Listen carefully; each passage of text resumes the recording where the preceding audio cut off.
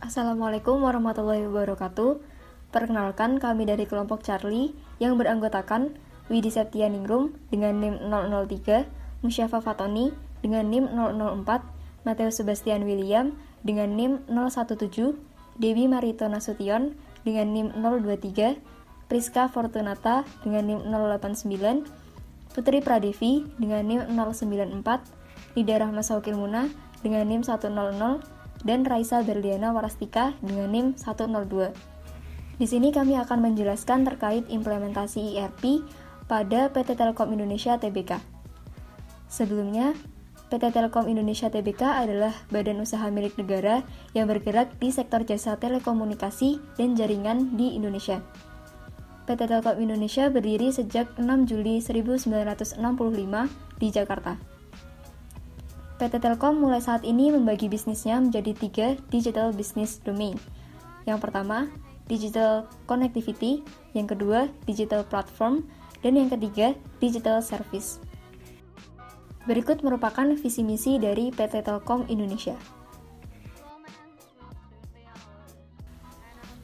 Sejak didirikan, PT Telkom Indonesia menggunakan sistem informasi yang belum terintegrasi. Hingga pada tahun 1999, SAP terpilih sebagai penyedia sistem teknologi informasi dengan alasan karena lebih lengkap dan juga menyediakan solusi bisnis yang lebih spesifik untuk suatu industri telekomunikasi. PT Telkom menggunakan sistem akuntansi komputerisasi SAP atau System Application Product R3 yang merupakan produk Jerman yang dikhususkan bagi kebutuhan perusahaan dalam sistem informasi internal terpadu. Dasar pembuatan aplikasi client server SAP R3 menggunakan bahasa pemrograman ABAP. ERP SAP R3 menggunakan dashboard yang memudahkan pengguna melihat data real-time yang dihimpun dari proses bisnis di seluruh departemen. Proses perencanaan dan penerapan ERP pada PT Telkom Indonesia dimulai ketika Komite IT PT Telkom memilih Magnus Asia Consulting dan Anderson Consulting sebagai partner dalam penerapan SAP. Project Team mulai dibentuk dan sistem ERP mulai dijalankan di PT Telkom sejak tahun 2001. Software yang digunakan adalah SAP R3, tetapi tidak seluruh modul yang terdapat dalam SAP R3 digunakan. Modul-modul yang diterapkan oleh PT Telkom diantaranya, yang pertama, Financial Accounting, yang kedua, Controlling, yang ketiga, Investment Management, yang keempat, Material Management, dan yang kelima, Human Resource. Dengan penggunaan SAP R3, PT Telkom dapat membuat forecasting dan estimasi dalam hal analisa konsumen dengan lebih akurat. Penerapan modul tambahan seperti SAP HR dan SAP Project System dapat mengefektifkan proses integrasi antara perusahaan dengan pelanggan dan vendor, serta mampu mengefisienkan organisasi bisnis dengan mengurangi jumlah karyawan yang sebelumnya berjumlah lebih dari 3.500 karyawan menjadi 2.700 karyawan. Evaluasi dari penerapan ERP pada PT Telkom yaitu terdapat peningkatan dan penurunan. Data yang dianalisis adalah data laporan keuangan PT Telkom tahun 2018, 2019, dan 2020. Peningkatan kinerja yang terjadi setelah PT Telkom menerapkan ERP adalah peningkatan pada perolehan laba usaha dan return on equity atau ROI. Di sisi lain, masih terdapat penurunan yang terjadi, yakni penurunan pada current ratio, cash ratio, serta return on investment atau ROI.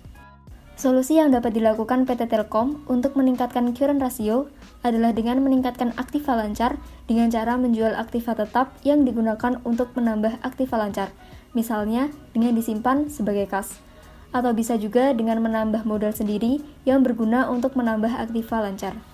Solusi yang dapat dilakukan PT Telkom untuk meningkatkan cash ratio adalah dengan menambahkan jumlah kas dan setara kas dengan cara menyimpan laba bersih perusahaan ke dalam bentuk tunai atau kas atau setara kas. Solusi yang dapat dilakukan PT Telkom untuk meningkatkan return on investment mungkin bisa dengan memperhatikan faktor-faktor yang mempengaruhi return on investment dengan melakukan evaluasi terhadap faktor-faktor tersebut. Dengan demikian dapat disimpulkan bahwa dengan penggunaan ERP, PT Telkom mengalami keberhasilan yang ditandai dengan meningkatnya rasio ROI dan peningkatan laba bersih perusahaan. Hal tersebut dikarenakan penerapan ERP dapat membantu proses penjualan produk atau jasa, serta membantu memperoleh keuntungan sehingga manajemen bisa mencapai visi dan misi perusahaan. Karena dengan adanya sistem aplikasi yang real-time dan sistem manajemen mutu terhadap pelayanan dan kualitas produk atau jasa, bagian sales dapat dengan mudah mempresentasikan kepada pelanggan tentang proses produk atau jasa yang berjalan di PT Telkom Indonesia Tbk. Peningkatan ROI dan laba bersih diharapkan mampu menarik minat investor dalam menanamkan modalnya pada PT Telkom. Hal ini disebabkan karena dengan peningkatan ROI dan laba bersih menunjukkan bahwa PT Telkom dapat berkinerja dengan baik dalam mengelola modal dan seluruh asetnya untuk menghasilkan laba yang maksimal.